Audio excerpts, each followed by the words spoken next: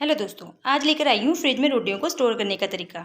जी हाँ, रोटियों को बनाकर फ्रिज में कैसे स्टोर करके रखें।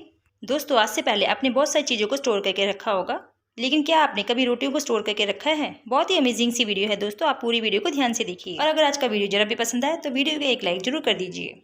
आज की मेरी पहली टिप है इस तरह के शैम्पू को लेकर। दोस्तों, अक्सर हमारे पास इस तरह के शैम्पू होते हैं, यानी कि पाउच वाले शैम्पू, क्योंकि ये सस्ते होते हैं तब इन्हें हम ले आते हैं और इन्हें यूज़ करने के बाद हम इन्हें बेकार समझकर फेंक देते हैं। अगर आप भी ऐसा कर रहे हो तो वैसा बिल्कुल भी मत कीजिए, और इस ट्रिक को देखने के बाद आप ऐसा बिल्कुल भी नहीं करेंगे और इन पाउच को आप बिल्कुल भी नहीं फेंकेंगे। तो इसके लिए आपको क्या करना है, आपको लेनी है यहाँ पे एक सीज़र, और इस सीज़र की मदद से आप इन शैम्पू के पाउच को अच्छी तरीके से कट कर लीजिए। और इन शैम्पू के पाउच के अंदर जितना भी शैम्पू है उसे आपने अच्छी तरीके से निकाल लेना है। अक्सर हमें ये लगता है कि इन शैम्पू के पाउच के अंदर शैम्पू खत्म हो गया है, लेकिन इन पाउच को जब आप इस तरीके से खोल कर देखेंगे तब इसके अंदर आप देखेंगे इसमें अभी भी बहुत सारा शैम्पू बचा है। तब आप इसे अच्छी तरीके से यूज़ कर पाएंगे। तो इसे हम यूज़ किस चीज़ के लिए करेंगे, तो चलिए मैं आपको बताती हूँ। हम चलेंगे अपनी सिंक की ओर। दोस्तों, जब कभी भी हम अपने सिंक में बर्तन वगैरह साफ़ करते हैं तब इस सिंक को हम डिटर्जेंट या फिर साबुन वगैरह से साफ़ करते हैं।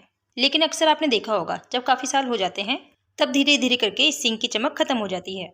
हम इसे कितना भी डिटर्जेंट से साफ़ करें लेकिन इसमें वो चमक नहीं आ पाती है जो कि अक्सर नए सिंक में होती है। तब इसके लिए हम यूज़ करेंगे इन बेकार पड़े हुए शैम्पू के पाउच का। तो इसके लिए आप कोई भी शैम्पू का इस्तेमाल कर सकते हो जो भी आप यूज़ करते हो और जिस भी ब्रांड का यूज़ करते हो, या फिर अगर आपके पास कोई भी एक्सपायरी शैम्पू है तब आप उसका भी यूज़ कर सकते हो। तब आप देखेंगे ये शैम्पू के पाउच हमारे सिंक में कितना बढ़िया तरीके से काम करते हैं। तो इस तरीके से आप सभी शैम्पू के पाउच को सिंक में अच्छी तरीके से रफ कर लीजिए, और इसके बाद आप कोई भी पुराना स्क्रबर ले लीजिए और उसे हल्का सा गीला कर लीजिए और पूरे सिंक में शैम्पू को स्क्रबर की मदद से रफ कर लीजिए। यहाँ पर हमें पूरे सिंक में शैम्पू को अच्छी तरीके से रफ करने की बहुत ज़्यादा ज़रूरत है। तो इस तरीके से पूरे सिंक में अच्छी तरीके से शैम्पू को रगड़ लेना है। तब आप देखेंगे पूरा सिंक हमारा पहले जैसा अच्छी तरीके से शाइन करने लगा है। जब मैं आपको इसको वॉश करके दिखाऊंगी तब आपको इसकी चमक पहले से अलग दिखेगी। तो इस सिंक में जो पानी के दाग होते हैं साइड में जम जाते हैं, और जितनी भी गंदगी होती है, खाने पीने के दाग होते हैं, तब उन सभी से सिंक की शाइनिंग खत्म हो जाती है। तो आप देख ही सकते हैं इन पाउच में से कितना सारा शैम्पू निकला है। अब इस स्क्रबर को हम वॉश करके साइड में रख लेंगे। अब इस पूरी सिंक को मैं पानी से अच्छी तरीके से आपको साफ़ करके दिखाती हूँ। तो इस पूरी सिंक को पानी डालकर अच्छी तरीके से साफ़ कर लीजिए। तो अब मैं आपको पूरी सिंक अच्छी तरीके से साफ़ करके दिखाती हूँ। तो आप देख सकते हैं दोस्तों, शैम्पू से क्लीन करने के बाद आपके सिंक में कितनी अच्छी सी शाइनिंग आ गई है। और जब आप साबुन या फिर डिटर्जेंट से सिंक को साफ़ करते हो तब इसमें उतनी ज़्यादा शाइन नहीं आती। और हाँ दोस्तों, आपको ये काम डेली नहीं करना है, बस आपको हफ्ते में 1 या फिर 2 बार इस तरीके से शैम्पू से साफ़ करना है। तो जब आप इसे 1-2 बार शैम्पू से साफ़ करके देखोगे, सिंक में जितने भी दाग धब्बे होंगे वो खत्म हो जाएंगे और इसकी जो शाइनिंग चली गई थी ये दोबारा से शाइनिंग करने लगेगा। तो अब आप इन पाउच को फेंकने से पहले इनका अच्छी तरीके से यूज़ भी कर सकते हो। तो चलिए बढ़ते हैं अगली यूज़फुल टिप की ओर।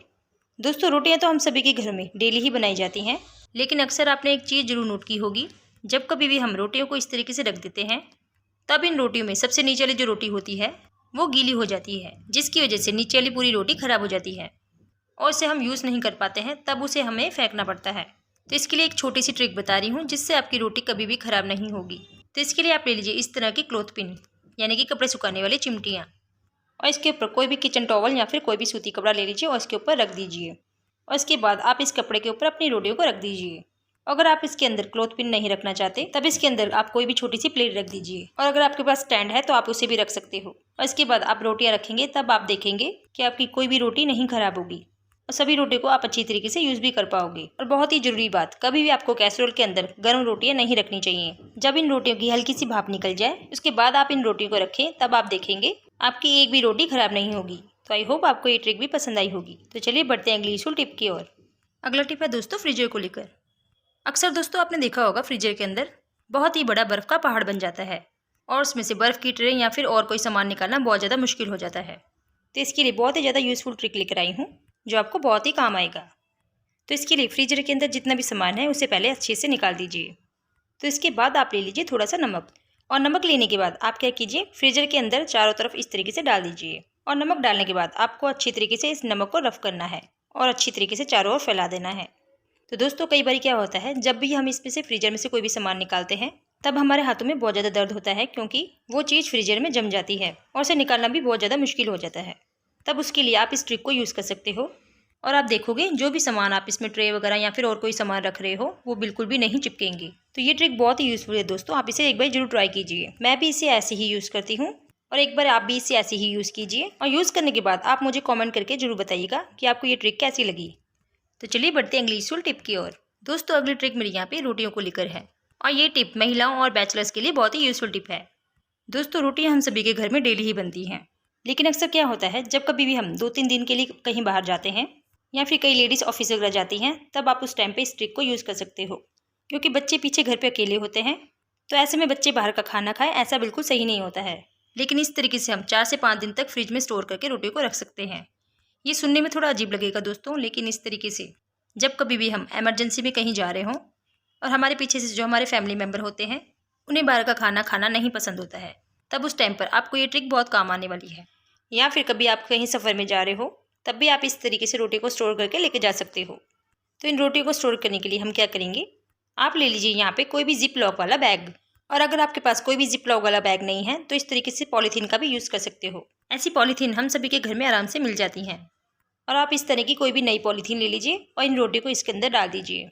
अब इन रोटियों को स्टोर करने के टाइम एक बात का खास ध्यान रखना चाहिए कि रोटी बिल्कुल ठंडी ना हो और बहुत ज़्यादा गर्म भी ना हो। बस रोटी हमने लेनी है बिल्कुल हल्की गर्म रोटियों को ही हमने यहाँ पे स्टोर करना है। जैसे कि मैंने यहाँ पे कैसरोल की रोटियाँ ली हैं, क्योंकि कैसरोल की रोटियाँ हल्की गर्म होती हैं और हल्की गर्म रोटियाँ ही हमने यहाँ पे लेनी है। अब रोटियाँ डालने के बाद आप इस पॉलीथीन को अच्छी तरीके से फोल्ड कर लीजिए, और इस पॉलीथीन को अच्छी तरीके से फोल्ड करना बहुत ज़रूरी है ताकि इसके अंदर बाहर की एयर बिल्कुल भी ना जा पाए। और आप देख सकते हैं रोटियाँ हमारी इतनी हल्की गर्म है जिससे इन रोटियों को पॉलीथीन में डालते ही पॉलीथीन के अंदर हल्की सी भाप बनने लगी है। और भाप देखने के बाद आप लोगों को पता चल रहा होगा कि रोटियाँ कितनी गर्म हैं। तो इस तरीके से हल्की गर्म रोटियाँ ही हमने इसमें डालनी है, ज़्यादा गर्म नहीं डालनी है। अब इस रोटी वाले पॉलीथीन को हम लेके चलेंगे अपनी फ्रिज की ओर। दोस्तों हमने इन रोटियों को फ्रिज में स्टोर करना है, फ्रीजर में नहीं। और इस तरह से फ्रिज में आप इन्हें कहीं भी स्टोर करके रख दीजिए और ये रोटियाँ 6 से 7 दिन तक बिल्कुल भी ख़राब नहीं होती हैं। तो जब कभी भी आपको इमरजेंसी हो तब आप इस तरीके से इन रोटियों को स्टोर करके रख सकते हो और इन्हें यूज़ कर सकते हो। और इस तरीके से रोटी की न्यूट्रिशन भी ख़राब नहीं होती है। तो 2 से 3 घंटे के बाद मैं इन रोटी को बाहर निकालूंगी और इन रोटी को अब हम चेक करेंगे। तब आप देखेंगे दोस्तों ये रोटियाँ एकदम सॉफ्ट होंगी और ये रोटियाँ इस तरीके से रखने से बिल्कुल भी कड़क नहीं होती हैं। आप इन रोटियों को एक बार स्टोर करके अपने घर में चेक कर सकते हो। आप चाहें तो इन्हें 1 दिन के लिए स्टोर करके रखें या फिर 2-3 दिन के लिए भी स्टोर करके रख सकते हो। जब आप इन रोटियों को निकालोगे तब आपको ये रोटियाँ एकदम सॉफ्ट मिलेंगी। और जब आपको इन रोटियों को खाना हो तब आप इन रोटियों को तवे के ऊपर या फिर गैस के ऊपर हल्का सा गर्म कर लीजिए और उसके बाद आप इन रोटियों को यूज़ कर लीजिए, खा लीजिए। और ध्यान रखिएगा आपको इस तरीके से सिंपल रोटियां ही स्टोर करनी है, घी लगी हुई रोटियां आपको स्टोर नहीं करनी है। तो दोस्तों ये टिप बहुत ही यूज़फुल है और आपके बहुत ही काम आएगी। तो दोस्तों ये थी कुछ ऐसी यूज़फुल टिप्स एंड ट्रिक्स। आप अपना घंटों का काम मिनटों में कर सकते हो और ढेर सारी बचत भी कर सकते हो। तो अगर आपको मेरी वीडियोस पसंद आती हैं तो प्लीज़ मेरी वीडियो को लाइक कीजिए, ज़्यादा से ज़्यादा शेयर कीजिए और अगर चैनल पर पहली बार आए हो तो प्लीज़ चैनल को सब्सक्राइब करना बिल्कुल ना भूलें। और इन सब टिप्स में से आपको सबसे अच्छी टिप्स कौन सी लगी प्लीज़ कमेंट करके जरूर बताएं। मिलते हैं मेरी नेक्स्ट वीडियो में, तब तक के लिए गुड बाय।